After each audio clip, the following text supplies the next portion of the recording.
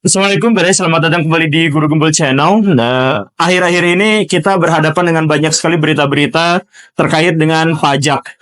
Dan pajak itu bukan hanya soal penggunaannya bagaimana, soal bagaimana negara ini menggunakannya dan mendapatkannya. Tapi banyak sekali orang-orang wajib pajak itu mendapatkan nominal pajak yang berbeda.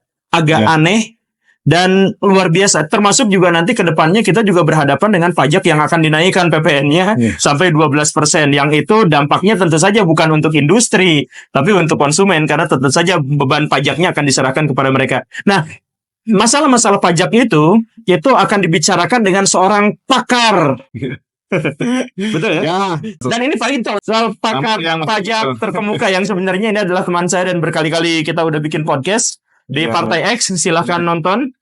Tapi sekarang kita akan fokus pada ada sebuah pernyataan dari Bapak ini bahwa cara menghitung pajak itu tidak real. Cara menghitung pajak itu gimana, pakai bahasa sastra. Oh iya Mas ya. Itu betul nggak sih? Betul Mas, kenyataan di lapangan seperti itu Mas Guru Gembul. Jadi kalau saya wajib pajak, saya bayar pajak itu nggak ada kalkulasi pastinya? Oh bukan, ini yang dinamakan adalah PPh final atas badan usaha Mas. Itu kan dihitung di akhir tahun Mas Guru Gembul. Saat dihitung oleh Fiskus atau pemeriksa pajak, itu kita harus menyerahkan laporan keuangan Mas Guru Gembul. Nah, harus bisa membuat pembukuan. Nah, di dalam pembukuan tersebut, misalkan ini Mas, satu contoh, saya pernah Mas, tim saya menulis adalah pembuatan konstruksi tiangnya untuk Videotron. Nah, ternyata itu dikoreksi Mas. Itu ada PPh atas jasanya Mas. Oke. Tapi kalau tulisannya diganti Mas, misalkan adalah pembelian tiang Videotron, itu aman Mas Guru Gembul. Itu pengalaman kami seperti itu Mas. Jadi maksudnya pajaknya sebenarnya kalkulasinya sudah jelas, ini sekian persen, ini sekian persen. Tapi kalau misalkan kita lapor, itu apa yang dipajakin tuh belum tentu sesuai. Betul. Jadi misalkan ini pajak untuk jasanya sekian, ini pajaknya untuk bangunannya sekian. Iya betul, untuk bahannya sekian. Ya. Jadi bisa aja kita tuh sebenarnya tuh buka layanan tuh yang berhubungan dengan bangunan, harusnya pajaknya bangunan, tapi bisa aja jadi jasa gitu. Begitu sebaliknya. Betul Mas Guru Gembul. Dan itulah yang akhirnya menyebabkan banyak sekali pengusaha-pengusaha di Indonesia yang dikacaukan usahanya, dihabisi usahanya gara-gara permainan dari orang-orang pajak. Iya, karena tidak ada edukasi. Kurangnya edukasi dari Dirjen Pajak, Mas Guru Gembul. Dirjen Pajak yang bermasalah ini berarti? Bukan? Jadi memang sejak tahun 2017 kalau tidak salah itu sudah keluar PMK bahwa AR, akun representatif, itu fungsinya yang dulu mengedukasi, sudah tidak ada lagi Mas Guru Gembul. Jadi dianggap wajib pajak harus pintar Mas Guru Gembul. Jujur, pajak itu susah saya pahami loh Pak. Pasti susah Mas. Jadi kalau misalkan saya bikin usaha, pajaknya nggak paham, bisa dimainin? Bisa Mas. Dan banyak kasus dimainin? Banyak sekali Mas. Termasuk kemarin yang Pak Pramono itu. Pak Pramono Boyolali.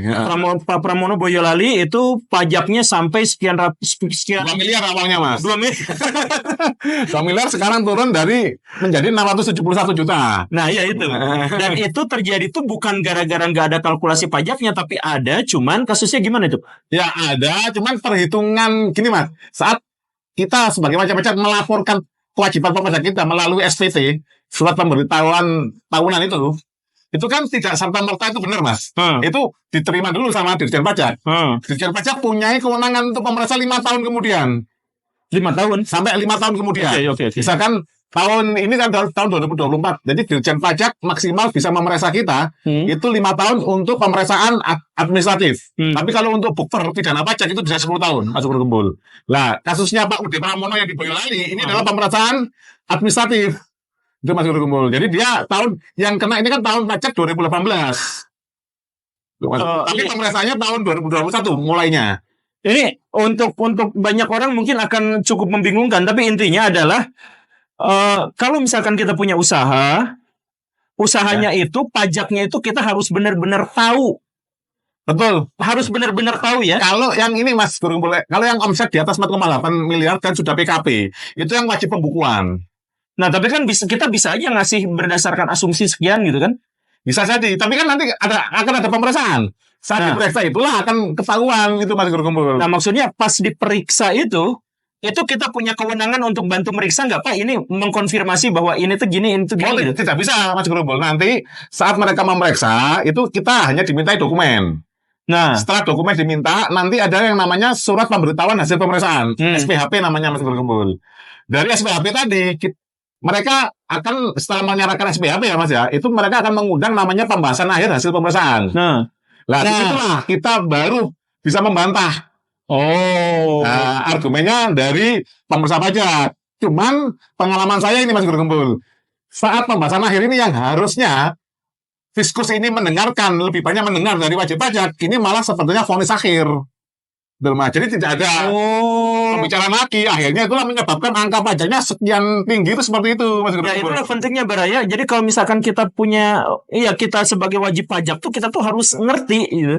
Betul, Mas Guru. Sebab itu dimainin pas pemeriksaan akhir itu. Betul, pas pemeriksaan pajak sampai 5 tahun tadi. Jadi isunya atau misalkan dianggapnya bahwa itu sebenarnya adalah finalnya seperti ini, padahal di situ tuh kita bisa bantah ya. Bisa. Misalkan Bisa. kita ajuin dokumen, kemudian kata pemeriksa pajaknya, ini dokumen tanah ini harusnya nilainya sekian. Bisa. Padahal sebenarnya bisa lebih, bisa itu gitu ya. Bukan itu bisa, yaitu saat di pembahasan akhir. Makanya sangat penting pembahasan akhir, dan ini yang paling penting, ini teman-teman, pembahasan akhir itu menurut Dirjen Pajak, ya Mas ya, itu wajib direkam audio visual. Nah, kenyataannya sekarang di kantor pajak itu tidak ada perekaman itu. Penting Baraya. Jadi di kantor pajak pemeriksaan itu wajib ada audio visual. Wajib. Ada aturannya. Ada Dirjen Pajak tahun 2017. Tetapi biasanya pas kita lagi main di situ justru tidak ada alat rekamnya, Mas. Contohnya ini sekarang kasus Pak Udi Pramono yang viral. Paling gampang buka saja. Pembahasan akhirnya gimana audio visual? Pasti nggak ada. Kalau tidak ada, menurut aturan perundang-undang perpajakan, Mas, itu dianggap tidak ada pembahasan akhir. Itu pembatalan surat ketetapan pajaknya, Mas. Jadi seharusnya itu dibatalkan secara hukum ya. Tapi harus pengajuan, Mas. Kalau Dirjen Pajak tidak bisa, Mas. Itulah yang saya sarankan ke Udi Pramono, Mas, untuk melakukan pembatalan SKP itu loh, Mas. Dari kita harus pintar juga, Mas. Nih, Pak, anggaplah saya udah diceritain pendidikan pajak nggak ngerti-ngerti. Bisa nggak sih saya serahin ini ke notaris gitu atau ke? Oh, tidak bisa, Mas.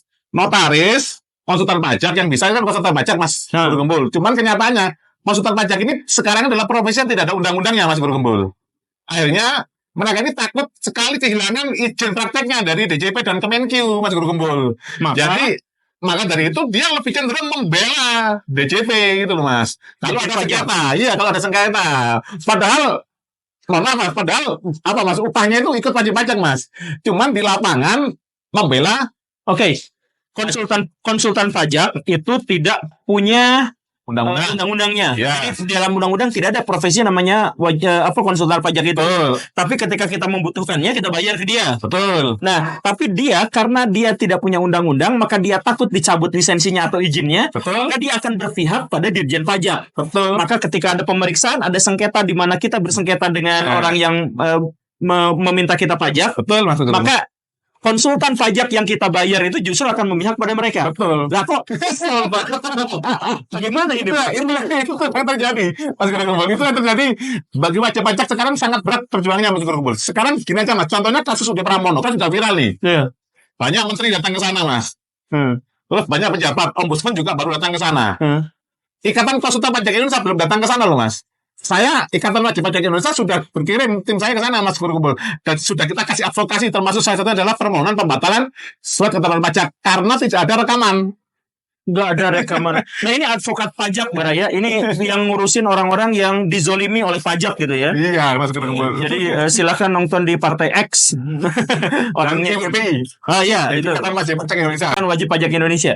Cuman kalau misalkan ya, kalau memang begitu rumitnya masalah pajak ini dengan kalkulasi yang sebenarnya jelas tetapi bisa dibahasa sastrakan sehingga menjadi sangat abstrak, itu pengusaha-pengusaha Indonesia bisa susah untuk berkembang ya. Betul, Mas Guru. Makanya biasanya, Mas ya, mohon maaf aja, ini kebanyakan yang terjadi konsultan pajak ini malah bernegosiasi dengan Fiskus itu, Mas Guru. Makanya ada Rafael uangnya segitu banyak, Mas Guru. Itu kan kemarin belum lengkap itu kemarin. Ya mobilnya nggak ketemu. Siapa ya? Sebenarnya itu, Mas Guru. Itu gara-gara yang jadi Pak Rafael Alun pada waktu itu kerjanya apa? Konsultan pajak kan? Pak Rafael adalah Mas pejabat pajak. Dia eselon 3. Dia adalah kepala bagian umum di Kanwil Jakarta Barat kalau nggak salah, Mas Guru. Ya. Cuman dia istrinya dia bukakan usaha konsultan pajak. Oh. Jadi nanti istrinya yang dapat WP wajib pajak, nanti negosiasinya yang ngedilkan nanti sih. Padahal sebenarnya orangnya itu aja. Iya, Cuman seperti itu, ya Mas. biar petugas pajak dengan konsultan pajak itu tidak menyatu dan akhirnya nanti memunculkan konflik hukum. Bisa pinter ya. Nah, ini sebagai catatan Mas Gerumbul, ini saya menyoroti kerumitan aturan perpajakan ini kalau kita lihat adalah sejak amandemen atau perubahan ketiga Undang-Undang Ketentuan Umum Perpajakan KUP Kok jauh, Pak? tahun 2007 Mas Gerumbul. Iya, itu kok jauh. Perubahan ketiga. Permainan pajak itu dimulainya gara-gara itu. Dimulainya dari tahun 2007. Hmm. Itu sebelumnya itu undang-undang aslinya KUP ini ya, itu kan Undang-Undang Nomor 6 tahun 1983 Mas Gerumbul. Itu sudah direvisi ke satu dan kedua. Nah, yang ke satu dan kedua itu tidak ada frase peraturan Menteri Keuangan. Di revisi ketiga ini tahun 2007, zamannya Pak SBY dan menterinya Bu Sri Mulyani, itu memasukkan kata diatur dalam peraturan Menteri Keuangan ada 43 frase Mas Gerumbul. Oh, jadi itu semuanya diatur sama Menteri Keuangan. Iya, akhirnya kan kalau Menteri Keuangannya membuat peraturan tiap hari pun tidak berkonsultasi lagi ke DPR. Gimana Mas nasib pajak-pajak? Makanya Mas Gerumbul pasti bingung terus Mas.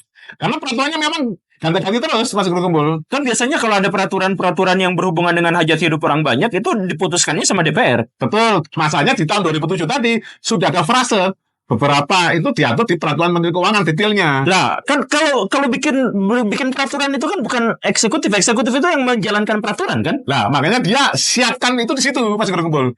Sudah disiapkan, diatur detailnya di peraturan Menteri Keuangan. Itu ada 43 frase 2007. Sampai sekarang sudah perubahan ke-7 Undang-Undang KUP. Itu sudah total 48 frase peraturan Menteri Keuangan. Itulah menyebabkan lemah sekali wajib pajak Mas Gerumbul. Ya, karena sepihak ya berarti peraturannya itu ya. Betul Mas. Apalagi nanti kalau kita bersengketa di pengadilan pajak.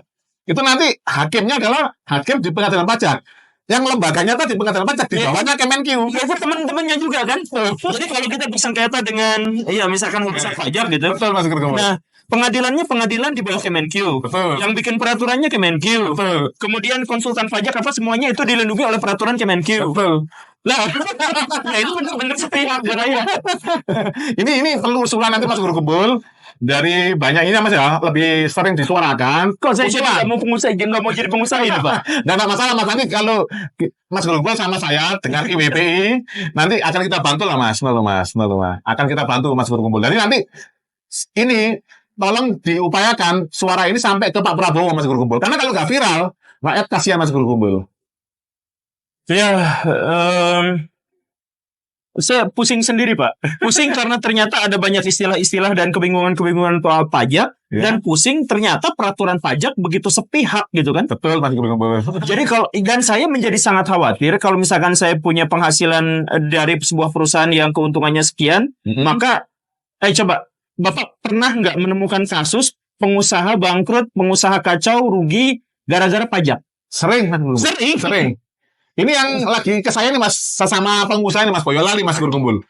Itu kalau diminta ini Mas ya, tagihan pajaknya itu sudah hampir habis Mas asetnya. Plus rumahnya loh Mas. Nah, bukan hanya aset, uang Mas, sampai rumahnya Mas Gerumbul. Kok gitu? Itu yang realnya terjadi Mas, karena ketidaktahuan ini wajib pajak karena sudah buka PKP ini kasusnya aja. Jadi dia tidak melaporkan PPN, tidak ada edukasi dari Fiskus, gitu Mas Gerumbul.